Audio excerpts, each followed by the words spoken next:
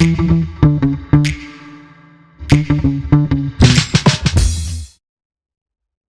on the show today, we have Elizabeth Bachman, and here is why she is awesome. She is a corporate advisor and speaker trainer for corporate leaders through her consultancy, which helps executives master their message to bring funding, allies, and recognition. Her clients have included Toyota Research Institute, Bank of America, Gilead Sciences, FEMA, and on. She's a podcast host of Speakers Who Get Results, where executive women speak about visibility and leadership. And oh, yeah, she's also fluent in 5 languages and directed over 50 operas around the world, as well as founding and running a bilingual summer opera training program in the Austrian Alps.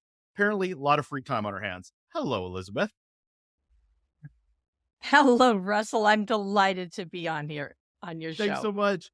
But you're not getting off the hook with the first question I have to ask all of my guests, Elizabeth, which is, what's your best or worst employee experience? When you alerted me that I was going to have to think about this, and I thought everybody's going to come up with their worst. And so let me see if I could come up with the best. And what I came up with was, back in the opera days, I trained at Opera Theater of St. Louis, among other places. For a while, I was on the All Saints circuit, where I worked in San Juan, Puerto Rico, and St. Louis, and San Francisco, and San Diego. That was like I called it the All Saints circuit. But at Opera Theater of St. Louis, there was a wonderful director named Colin Graham, who was really a mentor of mine. And I think my best worth, and because the man who was running the company was somebody I totally trusted. It was a small company, so small enough that everybody knew everybody. I was assistant director and stage manager, working my way up to being a director myself. And I think particularly of a Japanese opera we did, where it was a world premiere, with the libretto by Colin Graham, the music by a Japanese composer. We were all trying to be Japanese. I learned so much about movement and how we all work together, and we all trusted each other. We knew we were doing something really important.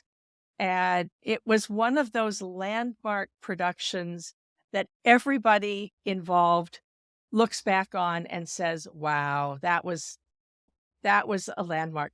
And even better was that 3 years later, we took it to Tokyo, and we managed it with the same cast, except for one change. And it was just as magical the second time around. I will say that, and this applies to the corporate part, I'd be curious what you think about this, is I have often found when an experience is transformative for those who are in it, it's not as transformative for the outsiders. So the fact that we were living with this, but it was new music. So we knew the music inside out. We knew the story inside out. An audience hearing it for the first time might have had a hard time. And I didn't know in those days to ask. But it does occur to me, looking back, that it may have been more magical to be in it than to go see it. Interesting. So really, you created your own subculture more than anything. Yes. Within a larger environment and culture you're trying to create as an experience for those that are attending. And just the other thing was, they ran out of space at the main campus. We worked on it in the university campus. They didn't have space for us. So my show rehearsed off-site in a church that was a 20-minute drive away. So it's also, we were our very own world off-site. It was like being in a satellite office. We were our thing, and we had a defined goal, and we knew what we were doing. And we had fabulous people. I think that the quality of the people and the trust was what made it such a landmark thing, and knowing that we were doing something really important. So I have a follow-up question while you were telling me this story. And I've had a similar experience where I had this subculture of a team that We knew our purpose. We knew the value of what we were doing. It's like we were just almost an organism, all having our parts and our roles that were all feeding and breathing each other. And we were successful in building and creating what we were trying to do. But then that ends. That doesn't live forever. Yes. So, in an Yes. experience you've had like that, where it was so magical to everybody involved, what do you take with you into that next culture? What is something from such an amazing experience that can be duplicated? Is it possible? What do you bring with you? In it's a project-based Right. life. Being in the opera, one of the things I liked about it was you did a project and then ready or not, 8 o'clock Saturday night rolls around and you do the show and then it's over and then you go on. It's a mobile group of people. You meet the same people over and over again. Often you are doing the same thing over and over again, but always in a slightly different combination. You learn how to trust each other and you find the people that you trust. Many times you have managers who who never were trained to be managers. And that was an experience for me. One of the reasons why I now work to help women get past the glass ceiling was that my glass ceiling experience was I knew I wanted to run an opera company. I always knew that, and I was well known and respected in the field. It very male dominated. I was one of the early women, not the first ones, but the second wave coming through. I go to a city and there was always the local paper would do a story about what was it like to do this as a woman. And I thought, okay, I'll run an opera company. What I didn't understand at that point was that I wasn't marketing myself to the right people. And this is what I use with the glass ceiling, helping people get past the glass ceiling now is I didn't understand at that point that I had to market myself to the people who were a couple of levels above me. In an opera company in America, they're nonprofit organizations, and it's the board who hires the boss, who hires the general director, the artistic director. I should have been marketing myself to them. Being known by my peers and being beloved by my peers was not enough. And one of the things about the opera, one of the things I really learned at that great experience was treating everybody like they were valuable. So that even the spear carriers, I would give them names and give them a name, give them a character, give them something to do. It was important, which didn't happen very often. And also, I tried to be respectful of everybody's time and respectful of everybody's talent. My job was to have a vision, convince a lot of really smart, opinionated people to follow my vision, since most of them thought they could do it better than I could, pull the best out of each one in the time that we had, and then deliver a result by the deadline. So in corporate terms, that's what directing an opera is. There's the whole, what do you say, that the stereotype of the temperamental artist, which you see now as the temperamental CEO. Actually, always male, because that men can get away with losing their temper and being temperamental because that's the great artistic thing. Women can't get away with that. And I learned that early on. I'm also I try to be calm. I don't like to fight.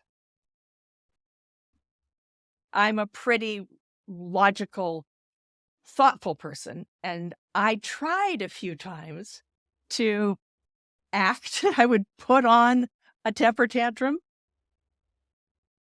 because I saw my colleagues getting all this Mhm. recognition for putting on temper tantrums. And it was a disaster. It was first of all, it's not my nature. I wasn't good at it. Second of all, people don't take that from a woman. So I learned that. I learned that the rules were different for women. And a woman in charge, for me, it was more about respecting everybody's talents. And everybody's underpaid. In the nonprofit arts, you're doing it for the love of it. Nobody does it for the money. Nobody. If one of the rules is you never ever count up what your hourly rate Right. would be, because of all the hours that you're going to spend on it. You're probably earning 4 cents an hour. Just don't do that math. Never do that math.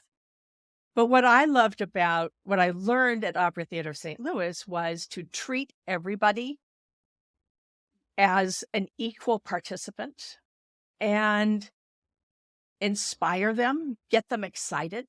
I had all these little tricks for getting the chorus and the spear carriers Mm. involved and excited, because it would be a better performance if even the people who weren't the stars got excited by what they were doing. Fair. I don't even know if I answered your question, You but did in the sense of there's my rant. So there. you very much got into what you took with you from it, because I think everything's a learning experience and nothing lasts forever in any job that we have. But it also leads directly really well into the topic we're talking about today, which is misunderstandings in the workplace, where you can Mhm. have a well oiled machine and there still can be misunderstandings. But thankfully, you have that trust that you keep bringing up, which is so much a part of the DNA of being able to resolve those misunderstandings. But that's not always the case. So, the first question I have for you to kick us off is, what are the common causes for misunderstandings in the workplace?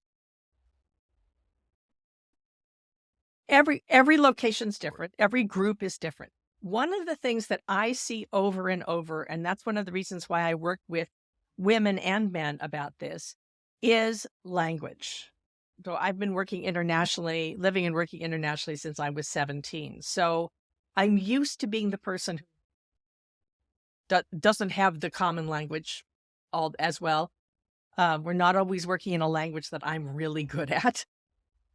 But what I found is gendered language. So traditionally, men's language versus women's language, which is not the case anymore. But it comes from centuries of men having one role and women having another role. I think back to 15th century feudal societies, for instance, or earlier, before you had societies. That I think of it as single focused versus multi focused. So you've got the single focused, task oriented people who are perhaps the men, or nowadays as women in higher levels of organization, because it's about time. Task focused gets things done faster. But also, you can fall into tunnel vision. And so if you can be so focused on your task that you don't notice the things around you, you need the multi-focused people who are traditionally the women, but now not so much anymore. Now we see, now we can see how much of a spectrum there is. But it's the multi-focused people who notice details such as, has anybody actually asked the client if you want this, if they want this, before we spend all this time and money? Or the one that came to me was a client of mine came and she said, my boss wanted to create this wonderful new app, and it had all sorts of bells and whistles, but our competitors already had a version on the market that was easier to use. It wasn't as fancy, but it worked just fine. And he wouldn't hear, he actually fired me from the project and assigned someone else to create it. And so they spent thousands of dollars and hundreds of hours, and then they couldn't sell it. They rolled out this fabulous new app and nobody cared. because there was another one that worked just fine. And it's that kind of thing that where you need the multi-focus people and the single-focus people together. And statistics show us over and over again that if you have diverse teams in leadership, when you have gender diverse or ethnically diverse teams in leadership, as long as they can talk to each other and they know how to listen to each other, the company profits go up. It's literally 15% better ROI. What I've discovered, though, is it's two different languages.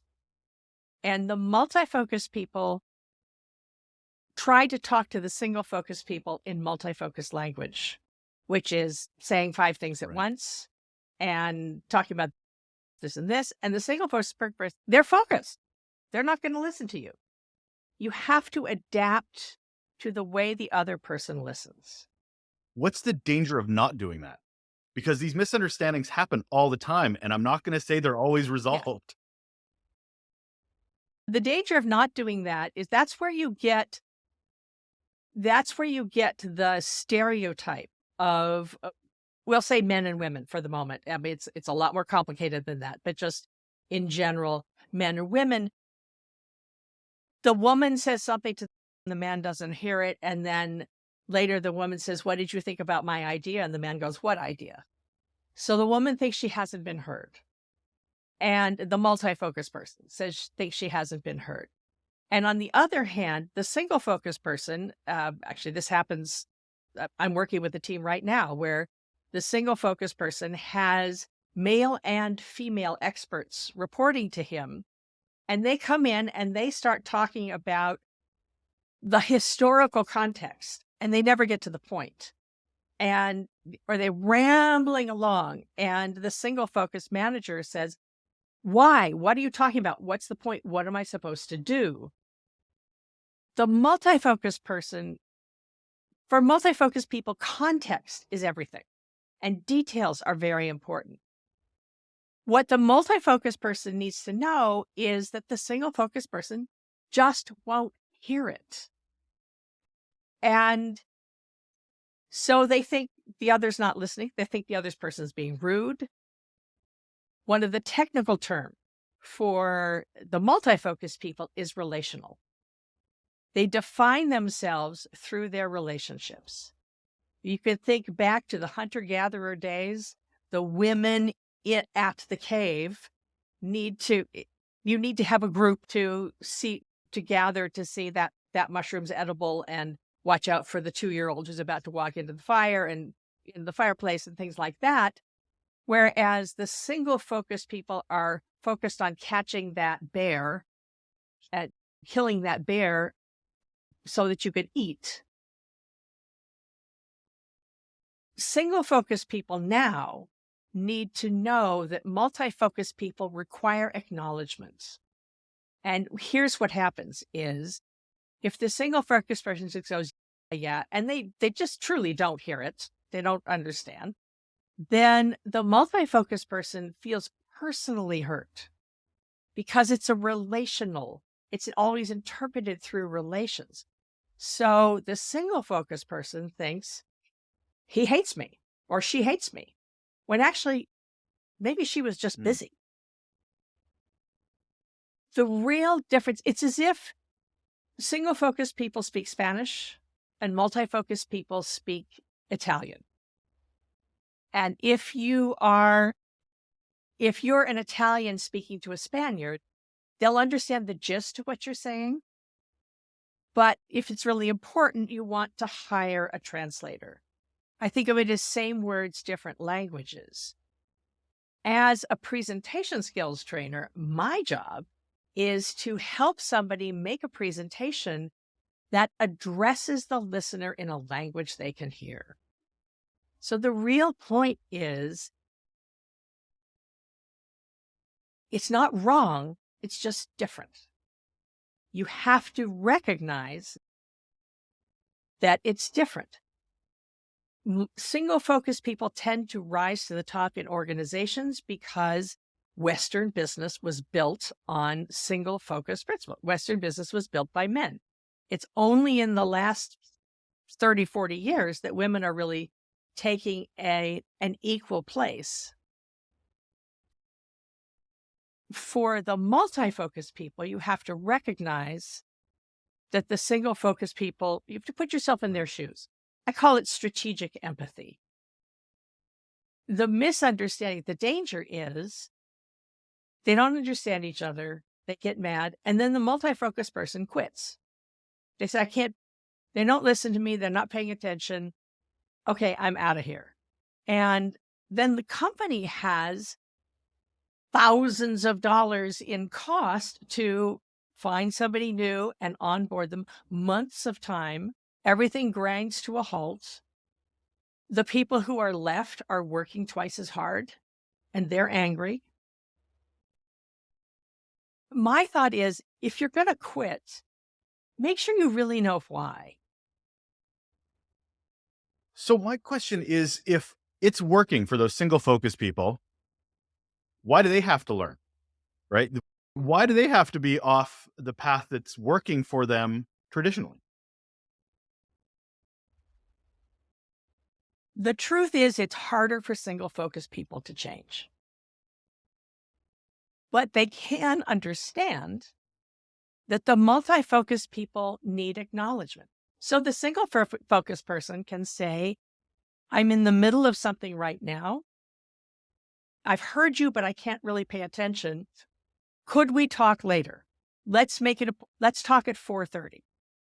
And then the multi-focus person has the single focus, which is lovely, wonderful. The multi-focus people tend to be more adaptable.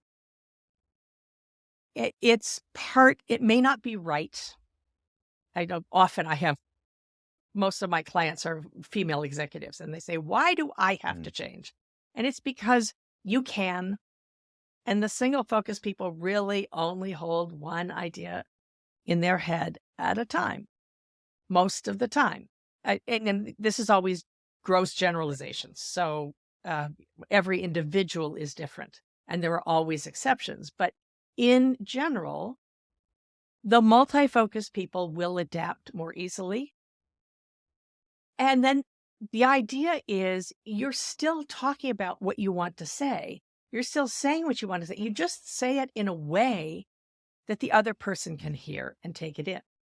And if the single focused person is really truly interested in things like, I don't know, innovation, diversity, Yeah. which are all the things every organization sure seems to spout on about, they're the ones that are going to have to change to embrace that multi-focus because they'll be stagnant for far too long if they don't embrace that different way of thinking. And to actually, not even so much embrace that way of thinking as to recognize that it exists. To recognize and then listen with perhaps your single focus is to understand the other person, put yourself in the shoes of the other person. How does this work at different levels in the organization, though? You've mentioned executive, but there's a lot of leaders in an organization that probably want to be promoted or want to work up in the organization, and they're looking to figure out how to engage with those around them. And if they're different from them and they want to be understood, how did they go through their employee journey with this kind of contrast? Usually, I find, again, since the single focus people are the ones who tend to be promoted just because time and efficiency, the multi-focus person can adapt the way they speak by say right away at the beginning, what is it? This is something I want to update you on, or this is something that needs a decision. So that the single focus person knows how to listen. Am I just listening for information? Am I listening because I have to decide something? And then give the bullet points. Here's the other piece of it, though, is that the multi-focus people often talk in stories. And you tell stories. Sometimes they are long, rambling stories. I have relatives who go into long, rambling stories, which the single focus purpose is not going to understand. However, people remember stories. Human beings remember stories more than we remember facts because we're raised Yeah. on stories. It's anybody who had parents read to them as a kid or learning to read, you learn to read on stories. So what I do is I combine this knowledge that there are two different languages with how do you tell a short, concise story with a detail. Details are important. Find a detail that hooks in somebody's brain, but just one of them. Don't give 20 details. I call that the expert trap.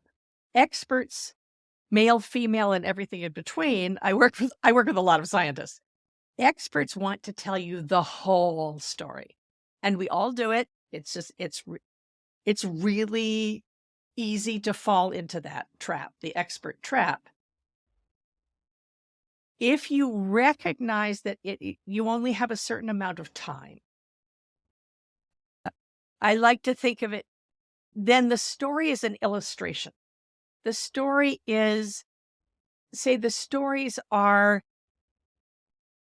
the grace notes, if you will.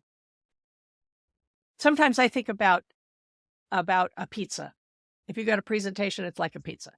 Say you're Italian presenting to a Spaniard, and you're going to do a pizza for your Spanish manager. You're not going to put 15 different toppings on it. Even a pizza with everything doesn't really have everything. And you're only going to have one or two pieces of everything. Nobody wants to have a pizza that has mounds and mounds of all the toppings. You want to have just enough to strike a balance. In some ways, you think of it, life is a balance. How does it work? What's a balance? I remember once you reminded me of a story. I remember once I had a technical group who gave me a presentation for my feedback on it. The slide deck was 127 slides. Oh, Yeah. God. So I'm looking at this thing. I'm Yeah. like, I haven't looked at even the title page yet, and I'm already bored. So what had happened Yes. was these are brilliant people, but what they had done was they had answered every possible question anybody could ever ask in the history of time about this particular Yes. topic. And It happens all the time. That's the yeah. expert trap. Yep. And the thing is, I'm like, Yeah. I'm already bored and I love this topic. So if you can get it down to 6 slides, because I Mm-hmm. think what also is missing here is that the person that's the expert is not understanding the respect of the time of the person they're trying to engage with. Absolutely. Right? Because especially if you're Yes. trying it with executive presence, I know we've talked about that a little bit, is if you're trying to provide promotability or to be to be spotlighted in an organization as an up and comer, then you have to respect the time of everybody that you're presenting to, you're talking to, you're engaging with. And that doesn't come Mhm. from 127 slides. Another way to think about it. So here's a metaphor Sure. for you is stories and metaphors. If you think about the difference between a stopwatch and a kitchen timer, a stopwatch, you start at the beginning and you go till you're done. That's the way most people speak until they've been trained. A kitchen timer counts down so you know how much time is left. So if, for instance, you have 20 minutes to give a presentation and then 10 minutes of questions, you always want to make sure that you have a structure. I like to think of the classic old rhetorical structure of the 5-point essay is a good place to start. Doesn't work for everything, but it's a good place to start. Write the conclusion first, because that's what they'll remember. Write the conclusion first. Then you've got your 3 bullet points that build to that conclusion, and you write the introduction last. And then one of the pro tips from a professional speaker is make sure that that your tip number 3, so talking bullet number 3, so let's say A, B, and C are the Right. talking points. Point C is going to be your strongest one. That's going to be the one that they're all excited about, because then you could say it builds to that, and then you go right into the conclusion where you're going to ask them to fund the project, Right. for instance. Point A will be your second most interesting because you want to catch their attention. Point B should be something that you can say in one sentence if need be. Because if you're low on time, if suddenly the manager is 10 minutes late and you've only got 10 minutes to give the presentation, always do C and the conclusion. But number B, that's your safety net. So if suddenly you have to do the whole thing in only 10 minutes, then you could say, I want to tell you point A and I want to tell you point B, but really point C is the important part, so let me go into detail here. You've talked about the single focused and the multi-focused people that you're trying to engage with and how they differ. But when you walk into a room and you're trying to avoid misunderstanding, where does generational communication challenges fit into all this?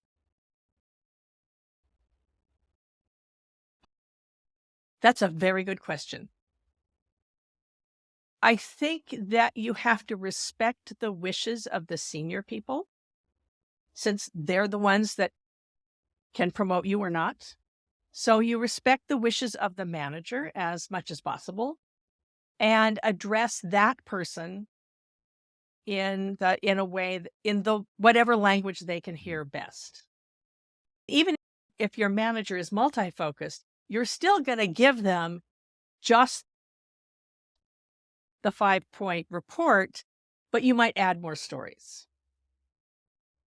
Stories should be illustrations. They should be that extra little bit of garlic, like 3 or 4 pieces of garlic on top of the pizza instead of solid garlic.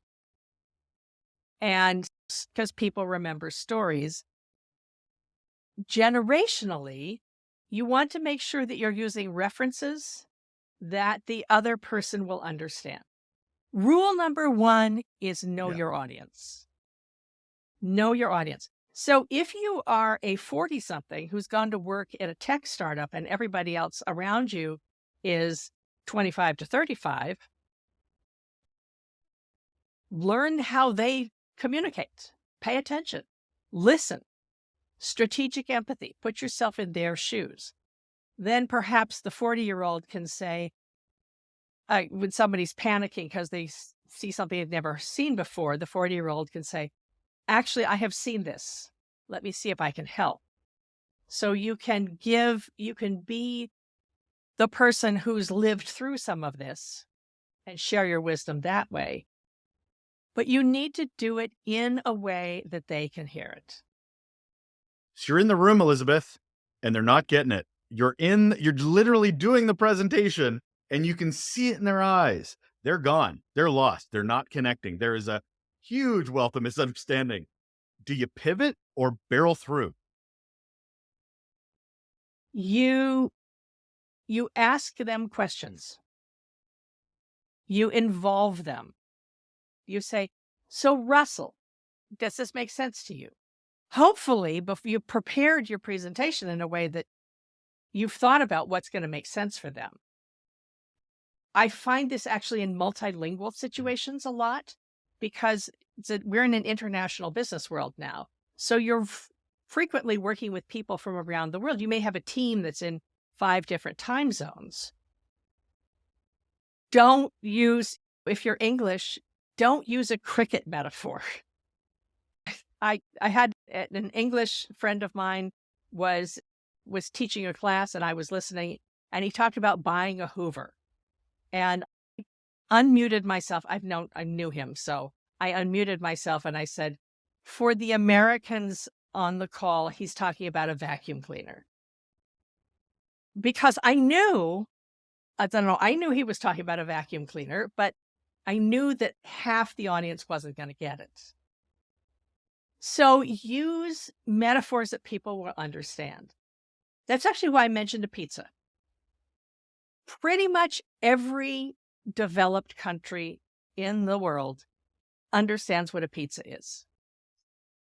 Pizzas are great. Food metaphors are great because people understand, but you're going to use food that they understand, that your listeners will understand. I spent half the year in Austria. I worked with Germans a lot, and the German version of "I don't care" is "Das ist mir wurscht," which means "that's sausage to me." Doesn't translate into English. Does So technology get in the way of this? Because as you've mentioned a few times, remote. So we're suddenly adding a lens of screens and not being in those boardrooms or meeting rooms to do these presentations or connect with people anymore. Is it just another way of doing the same thing, or are there some serious challenges? that's a good question. I'm trying to give you the short answer. There's a lot I can say about that one. Um, First of all, the screens are mostly a visual medium. So you want to make sure that if you can enable subtitles, if you have an international team, English is the language of business, but not everybody understands everything. They'll understand the gist, but not everything. So make sure you've got subtitles if you're going to do international. Make sure you have good lighting and good sound. There's nothing more annoying than somebody saying, and the answer is, so things like that. Also, if you're speaking in a language that's not your first Mm. language, make sure you have a halfway decent accent. So I spent 11 years running an opera company in Austria. I had to give announcements in English and German. And so I would have my basic German, but I got help. I got help to make me do it because I've been the person up on stage who can't remember the word because it's not the language I was born with. I was born speaking. And actually, German was language number Mm. 4 for me. It's not always fluent, and I won't always use the right phrase. Lighting, sound, clarity. Don't rush. That's the other thing. Take your time. Speak clearly. If it's a really important phrase that they might not understand, say it a couple of times. And make sure your name is understandable. Misunderstandings been this weave through this on how to, when we're engaging and how to avoid those misunderstandings. How do we turn that lens around on ourselves? So you've mentioned get to know your audience before so you can minimize misunderstandings, but do you have any other suggestions that we can do ourselves in order to minimize that disconnect before it even happens? Hopefully, you have written your presentation for the audience. Then get somebody from the outside. Get outside eyes. This is actually what I do as a coach and speaker trainer often is I'm the outside eyes for somebody because you probably know your own material really well. There's a saying, you can't see the label when you're inside the bottle. Get somebody who has fresh eyes and fresh ears to pay attention. It's something I will often do when somebody says something and they'll go into an acronym Mm. that makes perfect sense for them. And I always say, will your audience understand that? Or actually, where it happens a lot is with technical terms. So if you've got technical terms, but you're speaking to a mixed audience, say the term so that the other experts know you know what you're talking about, but then explain it. Right. So you just say it twice if you need to. Quite often, you just have to hear it more than once. And you just say it twice and explain it. Or use a metaphor. I had a company named Zoccoli, and so they would say broccoli with a Z because nobody ever understood. Thank you for that. I'm going to ask you before our wrap up question. I have one more is around misunderstandings and building that connection with your presentations. Where have you seen the biggest misstep when people are trying to connect and they're just not getting it? It's when someone's not Mm. listening and then they get so frustrated that they're not being listened to that maybe they lose their temper. If you are the person that has said the thing that hurt somebody's feelings, then apologize. Just say, I don't know quite what happened, but I'm sorry if it made you feel this way. Here's what I was trying to say. And if you feel like someone has said something insulting to you, then you can go to them and say, when you said that, it made me feel whatever. Saying you did it wrong, that people instantly want to defend themselves. But make it about the I message. This is how I felt. Is there a better way of doing it? Or that is a term that really, in my culture, that's a term that is painful and has triggers. So I would rather not hear that. It's amazing what humility and vulnerability can do in creating a space for misunderstandings to be figured out. And just let's give it, we have a connection here on another level. Let's figure out what this misunderstanding was. So I love that because that's leadership. Yeah. And for instance, I work a lot with Germans because if you've got Germans who are working with North Americans, in North America, we are taught to say please and thank you every 2 seconds. Please and thank you, please and thank you, please and thank you. It's just automatic. You don't hear about it. The German language doesn't work that way. So my bilingual opera company, I always had to teach the Germans that the North Americans were going to expect please and thank you. And my German friends will say, what a whip. You just say it. Why do they need all these extra filler words? But it's expected. And what happens all the time is you see German executives get transferred to America, and then the American team say, it's a North American team said, I can't work with them because they're so rude. And it's the way the language works. So you have to recognize that, but then also recognize what your listeners expect to hear. And if they're expecting to hear please and thank you, then do that.